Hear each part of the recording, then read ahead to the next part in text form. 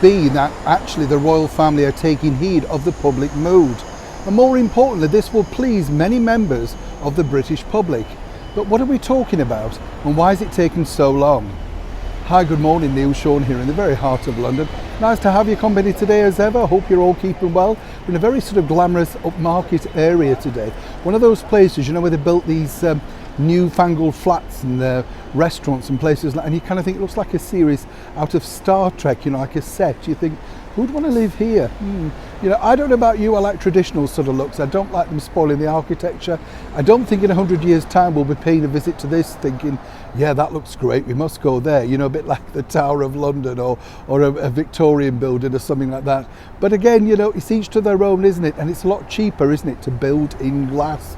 Talking of glass, of course, we've been looking through the glass of the royal lens, and it's been a fascinating look when you think about it, because over the last few months there's been a lot of talk about people who should be, you know, within the royal circle and many who shouldn't.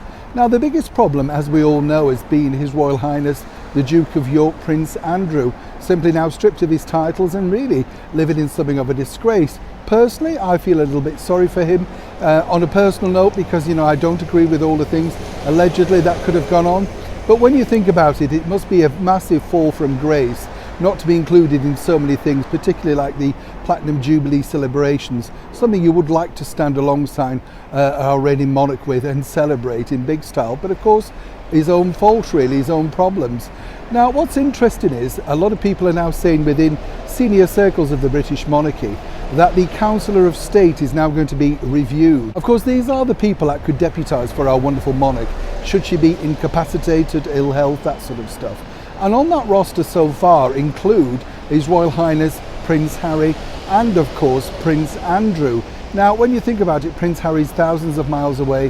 What could he do? And would he want to? He's openly said, you know, he felt trapped, he didn't want to be part of the monarchy. And if you look at other interviews too, he doesn't have that much of an allegiance over here to England. In fact, you know, he's been rather scathing in these, shall we say, unmature interviews and films that he's appeared in. Strange guy. Now, what's interesting at a bigger note is who could possibly replace either one of them. Now, the hot money is on one of my favourite royals, as we all know, Her Royal Highness the Princess Anne. I think she's fabulous, hard-working, keeps it down, doesn't really look for publicity, does the job and is well liked. You know, she may not grab all the headlines, but people truly do like her. Well, there seems to be a significant shift in that particular mood moving forward. So for Princess Anne, you know, what a coup for her. And I think as the monarchy moves forward into the 21st century, more importantly, somebody I think like Prince Charles and His Royal Highness Prince William would certainly look towards for greater support. The bad news, of course, is for Prince Harry and for Prince Andrew.